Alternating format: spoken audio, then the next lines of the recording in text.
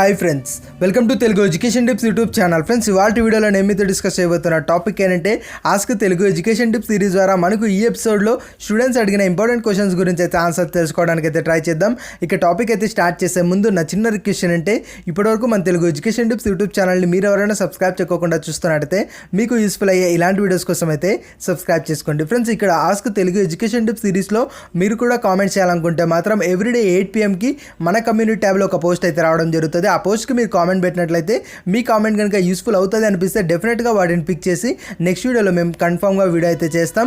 ఇక టాపిక్లోకి వచ్చేసినట్టయితే మెయిన్గా ఫస్ట్ కామెంట్ గమనించడానికి అయితే ట్రై చేయండి. మెయిన్గా మనకు 2 కామెంట్స్ అయితే ఉన్నాయి. ఇందులో ఫస్ట్ ఒకసారి అయితే చూడండి. మెయిన్గా అడుగుతున్నది ఏంటంటే మనకు ఏదైతే ఆర్ఆర్బీకి సంబంధించి కానీ ఈ యొక్క రైల్వేకి సంబంధించి మనకు ఏమైనా జాబ్స్ పడినప్పుడు ఎలా అప్లై చేయాలి అని మనకైతే అడుగుతున్నారు. దాంతోపాటు ఈ యొక్క డిప్లొమా అనేది మనకు ఎలిజిబిలిటీనేనా అని కూడా మనకైతే అడుగుతున్నారు. ఇక్కడ గుర్తుపెట్టుకోండి, మ్యాక్సిమం డిప్లొమా స్టూడెంట్స్ ఎలిజిబిలిటీనే ఉంటుంది మనకు రైల్వే జాబ్స్కి అన్నిటికీ కూడా. ఇంకా ఏంటంటే మనకు ఎనీ డిగ్రీ కూడా అడిగే స్కోప్ అయితే ఉంటుంది. కాబట్టి అలాంటప్పుడు మీరు బీటెక్ అనేది చేయాల్సి ఉంటుంది అనమాట. ఇంకా ఏంటంటే రైల్వే జాబ్కి సంబంధించి మనకి కొన్ని జోన్ వైజ్ అయితే జాబ్స్ పడుతూ ఉంటాయి. అలాంటి జోన్ వైజ్కి మనకు ఈ యొక్క కంప్లీట్గా అంటే మనకు ఎక్కువ క్వాలిఫికేషన్ అయితే ఏముండదు, మినిమంగానే ఉంటుంది. ఇక ఏవైతే సెంట్రల్ వైజ్ పడతాయో కంప్లీట్గా మనకు ఎన్టీపీసీ కావచ్చు, గ్రూప్ డి కావచ్చు, ఇలాంటివి ఏవైతే ఉంటాయో వీటికి మాత్రం మనకు డిగ్రీ అయితే డెఫినెట్గా ఉండాలి. అలా నోటిఫికేషన్ పడినప్పుడు అందులో ఉన్న క్వాలిఫికేషన్ని బేస్ చేసుకొని ఇన్ కేస్ మనకు స్పెసిఫిక్ బ్రాంచ్ గురించి అడిగినట్టయితే ఆ బ్రాంచ్ వాళ్ళే అప్లై చేయాల్సి ఉంటుంది. But maximum mechanical, triple E వీళ్ళంతా కూడా మనకు ఈ యొక్క అయితే రైల్వే జాబ్స్కి అయితే ఎలిజిబిలిటీనే ఉంటుంది. ఆ నోటిఫికేషన్ పడినప్పుడు దాన్ని చూసి మనమైతే అప్లై అయితే చేసుకోవాల్సి ఉంటుంది. ఇక నెక్స్ట్ క్వశ్చన్ గమనించడానికి అయితే ట్రై చేయండి.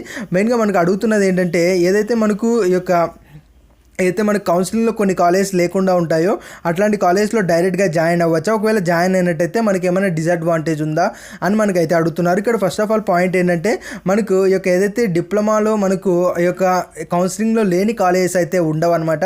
డెఫినెట్గా మనకు అన్ని కాలేజ్ గవర్నమెంట్తో లింకప్ అయి ఉంటాయి. ప్రతి ఒక్క కాలేజ్ అయితే కౌన్సిలింగ్లో ఉందో అవన్నీ కూడా బయట ఉంటాయి. బయట ఉన్న ప్రతి ఒక్క కాలేజ్ కౌన్సిలింగ్లో ఉంటుంది. కాకపోతే ఏంటంటే మీకు ఒకవేళ కౌన్సిలింగ్లో మీరు అనుకున్న కాలేజ్లో సీట్ రాకపోతే మాత్రం మీరు బయట మేనేజ్మెంట్లో అయితే జాయిన్ అవ్వచ్చు.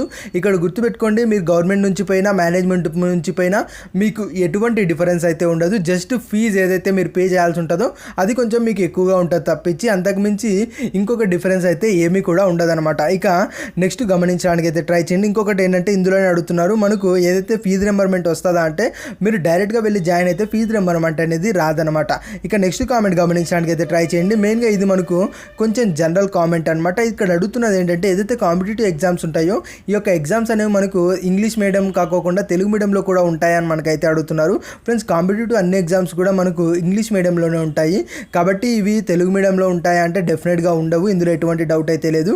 బట్ కొన్ని ఏవైతే నేషనల్ వైజ్ జరుగుతాయో అందులో మాత్రం మనకు హిందీ, ఇంగ్లీష్ రెండు అడిగే స్కోప్స్ అయితే ఎక్కువగా ఉన్నాయి. ఇన్ కేసు ఏదైనా మనకు రీజన్ వైజ్ మనకు అయితే స్టేట్ వైడ్ ఎగ్జామ్ ఏమన్నా ఉన్నట్లయితే అందులో మనకు తెలుగులో కూడా కొన్నిసార్లు అంటే కొన్ని టైమ్స్లో వచ్చే ఛాన్స్ అయితే ఎక్కువగా ఉంటుంది అనమాట ఈ యొక్క తెలుగులో కూడా పేపరు. ఇక ఇంకొకటి ఏంటైతే అడుగుతున్నది మనకు ఏదైతే పాలిటెక్నిక్లో మనకి జాయిన్ అవుతారో వాళ్ళు అనేది తెలుగు మీడియం నుంచి జాయిన్ అయిన వాళ్ళు డైరెక్ట్గా మనకి ఇంగ్లీష్ మీడియం ఒకటేసారి చదువుతారు కదా, అలాంటప్పుడు ఆ యొక్క సిచ్యువేషన్ ఏమన్నా ఉంటుందా, మెయిన్గా మనకు ఏమన్నా ఇబ్బంది అయితే ఉంటుందా అని కూడా మనకైతే అడుగుతున్నారు. ఇక్కడ ఇబ్బంది అయితే ఏముండదు, కానీ మీరు కొంచెం కష్టపడాల్సి ఉంటుంది.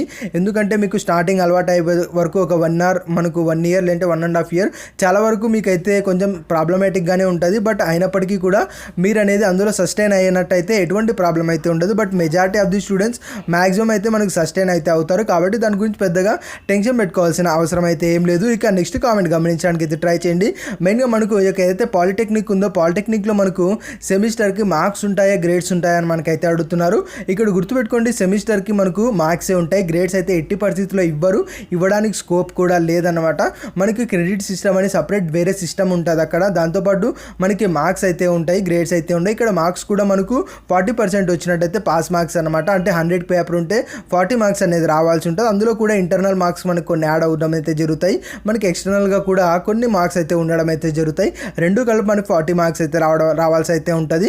ఇంకొకటి ఏంటంటే అడుగుతున్నది ఏదైతే మనకు కోవిడ్ థర్డ్ వేవ్ అంటున్నారో థర్డ్ వేవ్ వచ్చినట్టయితే మేబీ మనకు ఇంటర్ లాగా పాస్ చేసే స్కోప్స్ ఏమన్నా ఉన్నాయా అని కూడా మనకైతే అడుగుతున్నారు. ఇక్కడ గుర్తుపెట్టుకోండి, ఇంటర్ అయితే అయిపోతుంది మనకు మేబీ పాస్ చేయొచ్చు, కానీ ఈ యొక్క పాలిటెక్నిక్ అనేది ఎప్పటికీ కూడా అలా జరగదు. మ్యాక్సిమం ఎంత లేట్ లేట్ అయినా డిలేస్ అయితే అవుతాయి, కానీ ఈ యొక్క పాస్ చేయాలని మాత్రం డెఫినెట్గా అయితే చేయరు. ఎందుకంటే టెక్నికల్ కోర్సెస్ ఏవి కూడా మీరు మీ యొక్క నాలెడ్జ్ ప్రిఫర్ చేయకోకుండా మాత్రం డెఫినెట్గా వాటిని అయితే పాస్ చేయరు. కాబట్టి ఎన్ని వేవ్స్ వచ్చినా సరే మనకు డెఫినెట్గా ఎగ్జామ్స్ పెట్టే మార్క్స్ ఇస్తారు అంతే తప్పించి ఇంకా వేరే ఆల్టర్నేటివ్ వేలో మనకు మార్క్స్ అయితే డిప్లొమాలో అయితే ఇవ్వరనమాట. ఇక నెక్స్ట్ కామెంట్ గమనించడానికి అయితే ట్రై చేయండి. మెయిన్గా మనకు ఈ యొక్క ఏపీ పాలిసెట్ రిలేటెడ్గా మనకు వెబ్ ఆప్షన్స్ హెచ్ఎల్సీకి వెళ్ళి ఇవ్వాలా, లేదంటే మనం ఆన్లైన్లో సెలెక్ట్ చేసుకోవాలా, మొబైల్ ఏదైనా మనకైతే అడుగుతున్నారు. ఇక్కడ గుర్తుపెట్టుకోండి, వెబ్ ఆప్షన్స్ అనేది మీకు లాగిన్ ఐడి పాస్వర్డ్ అయితే ఉంటాయి. వాటిని యూజ్ చేసి మీరు నెట్లో అంటే మీరు నెట్ సెంటర్ కావచ్చు, మీ సేవ కావచ్చు, మీ యొక్క పర్సనల్ ఏమైనా ల్యాప్టాప్స్ ఉన్నట్టయితే ల్యాప్టాప్స్లో కావచ్చు మీరు లాగిన్ అయ్యేసి అక్కడ ఏ కాలేజ్ ప్రిఫర్ సెలెక్ట్ చేసుకొని మీరు వెబ్ ఆప్షన్స్ అయితే ఇచ్చుకోవచ్చు. కంప్లీట్గా మీరు ఆన్లైన్లో ఇస్తారు, హెచ్ఎల్సీ సెంటర్ దగ్గర అయితే కాదనమాట. ఇక నెక్స్ట్ ఇంకోటి చూసుకున్నట్టయితే మెయిన్గా మనకు వెబ్ ఆప్షన్స్లో ఎన్ని సెలెక్ట్ చేసుకుంటే సీట్స్ వచ్చే ఛాన్స్ అయితే ఉందని ఇక్కడ మీకు వచ్చిన ర్యాంక్ని బట్టి బేస్ చేసుకుంటే అది మీకు ఆటోమేటిక్గా ఐడియా వస్తుంది. బట్ మ్యాక్సిమం ఏంటంటే ఒక 30-40 ఆప్షన్స్ సెలెక్ట్ చేసుకున్నట్టయితే మనకు మ్యాక్సిమం సీట్ వచ్చే స్కోప్స్ అయితే ఉంటాయి. ఇక్కడ ఆప్షన్స్ అనేది 30 ఆప్షన్స్ అంటే ఎగ్జాక్ట్గా 30 గవర్నమెంట్ కాలేజ్ పెడితే మేబీ రాకపోవచ్చు, అది కూడా ఒక విధానం అయితే ఉంటుంది, ఇలానే పెడితే మనకి సీట్ వస్తుందని. అవి ఏంటి ఆ యొక్క ఏంటి అన్నది ఫర్దర్ వీడియోస్లో నేనైతే మాట్లాడడానికి అయితే ట్రై చేస్తాను. బట్ కాబట్టి ఏంటంటే మెయిన్గా అవన్నీ కూడా నేను ఫర్దర్ వీడియోస్లో మాట్లాడతాను. బట్ ప్రస్తుతానికైతే మాత్రం ఇన్ని కాలేజెస్ ఇస్తేనే మన సీట్ వస్తుందని ఎక్కడ అయితే ఉండదన్నమాట. ఇక్కడ ఇంకొక థర్డ్ పాయింట్ గమనించడానికి అయితే ట్రై చేయండి. మెయిన్గా ఏంటంటే ఏవైతే వెబ్ ఆప్షన్స్లో 10 to 20 కాలేజ్ సెలెక్ట్ చేసుకోవాలంటే మనకు అన్ని కాలేజెస్ మనకి గుర్తుండవు కదా అని మనకైతే అడుగుతున్నారు. అందుకే మీరు దీనికి ఇంటర్నల్గా వర్క్ చేయాల్సి ఉంటుంది. మీరు ఏదైతే కాలేజ్లో జాయిన్ అవ్వాలనుకుంటున్నారో ఆ కాలేజెస్ మెయిన్గా మీరైతే రాసుకోవాల్సి ఉంటుంది అనమాట. ఈ యొక్క కాలేజ్ ఇది కాలేజ్ బాగుంటుందని ఇలా కంప్లీట్గా ఒక లిస్ట్ మీరు రాసుకున్న తర్వాత ఆ లిస్టును బేస్ చేసుకొని మీరు వెబ్ ఆప్షన్స్ అయితే ఇవ్వాల్సి ఉంటుంది. అది కూడా మనకు అయితే వెబ్ ఆప్షన్స్ రిలేటెడ్గా మనకు ఒక 4 parts ఉన్నాయని చెప్తున్నాము ఆ వీడియోస్లో మనమైతే డీటెయిల్స్గా అయితే మాట్లాడుకుందాం. ఇక నెక్స్ట్ కామెంట్ గమనించడానికి అయితే ట్రై చేయండి. మెయిన్గా మనకు ఫస్ట్ అయితే ఇంటర్మీడియట్ రిలేటెడ్గా అడుగుతున్నారు. ఇంటర్మీడియట్ ఎంపీసీ తర్వాత మనకు ఏ జాబ్స్ అవైలబుల్గా ఉంటాయంటున్నారు. దాంతోపాటు మనకు intermediate degree and diploma or EAMCET ఏది బెస్ట్ అని మనకైతే అడుగుతున్నారనమాట. ఇక్కడ ఇంటర్మీడియట్ ఎంపీసీ తర్వాత మనకి జాబ్స్ ఏమన్నా ఉన్నాయంటే డెఫినెట్గా అది కానిస్టేబుల్ జాబ్సే ఉంటాయి, అంతకుమించి వేరే జాబ్స్ అయితే ఏముండవు. ఎందుకంటే ఇంటర్ క్వాలిఫికేషన్ అనేది చాలా తక్కువే కాబట్టి ఓన్లీ కానిస్టేబుల్ జాబ్స్ మాత్రమే ఉంటాయి. ఇంకా ఫర్దర్గా అయితే మ్యాక్సిమం అయితే ఏముండవు. ఇన్ కేస్ ఉన్నా కూడా కొన్ని చిన్న జాబ్స్ అయితే ఉంటాయి. ఇంకొకటి ఏంటంటే మనకు ఇక్కడ అడుగుతున్నారు కదా intermediate degree and diploma or EAMCET best ఏదని మనకైతే అడుగుతున్నారు. ఇక్కడ ఇంటర్ ప్లస్ ఎంసెట్ బెస్ట్ అని నేనైతే పర్సనల్గా అయితే ఫీల్ అవుతున్నాను. బట్ కాబట్టి ఎలా వెళ్ళాలి స్టూడెంట్స్ అలా వెళ్తారు. మేబీ ఈ యొక్క డిప్లొమా ప్లస్ ఈసెట్ కూడా వెళ్ళొచ్చు, దాంతోపాటు ఇంటర్ ప్లస్ ఎంసెట్ కూడా వెళ్ళొచ్చు. బట్ నేను ప్రిఫర్ చేసేది ఏంటంటే ఇంటర్ ప్లస్ ఎంసెట్ వెళ్ళండి. ఎందుకంటే ఇంటర్ అనేది ఈజీగా అయిపోతుంది, ఎంసెట్ కూడా అంత టఫ్గా ఉండదు. కాబట్టి మీరు కన్ఫామ్గా బీటెక్ కాలేజ్లో పేస్ అవ్వడానికి చాలా వరకు స్కోప్స్ అయితే ఉన్నాయి. ఇక నెక్స్ట్ కామెంట్ గమనించడానికి అయితే ట్రై చేయండి. మెయిన్గా మనకు ఏదైతే డిప్లొమాలో బ్యాక్లాగ్స్ ఉంటే ఏమవుతుంది అని మనకైతే అడుగుతున్నారు. ఇక్కడ డిప్లొమాలో బ్యాక్లాగ్స్ ఉన్నట్టయితే సింపుల్, మీ యొక్క కోర్స్ అనేది కంప్లీట్ అవ్వదు. మీ యొక్క క్వాలిఫికేషన్ ఏంది అంటే 10th అంటే మీరు 10th తర్వాత ఒక 3 years మనకి డిప్లొమా చేస్తారు. అయినప్పటికీ మీకు సబ్జెక్టులు అయిపోక బ్యాక్లాగ్స్ ఉన్నాయనుకోండి, మీకు డిప్లొమా సర్టిఫికేట్ అనేది రాదు. అలాంటప్పుడు మీ యొక్క క్వాలిఫికేషన్ ఏంది అంటే మీ యొక్క క్వాలిఫికేషన్ డెఫినెట్గా 10th క్లాస్. అంటే 10th అయిపోయి మీ 3 years అయినా కూడా మీరు ఇంకా ఫైనల్ క్వాలిఫికేషన్ ఏంది అంటే 10th క్లాసే. కాబట్టి ఇక మీరు ఫర్దర్గా మూవ్ అవ్వడానికి ఉండదు, ఈ సెట్ రాసి బీటెక్ మూవ్ అవ్వడానికి ఉండదు. డైరెక్ట్ ఏమన్నా మీకు ఏమైనా వర్క్స్ అయితే చేసుకోవాలి, లేదు ఏమన్నా మనకు సబ్జెక్ట్స్ ఉన్నా సరే ఎక్కడన్నా మీకు జాబ్ ఇస్తారు అంటే మాత్రం డెఫినెట్గా జాబ్ చేసుకోవచ్చు. బట్ అల్టిమేట్గా ఏంటంటే మనకు అన్ని సబ్జెక్ట్స్ అయిపోతేనే మీకు ఈ యొక్క డిప్లొమాకి సంబంధించి సర్టిఫికేట్ అయితే వస్తుంది, లేదు అంటే ఎట్టి పరిస్థితుల్లో రాదనమాట. కాబట్టి జాబ్స్కి కూడా ఫర్దర్గా అంతగా స్కోప్ అయితే ఏముండదు.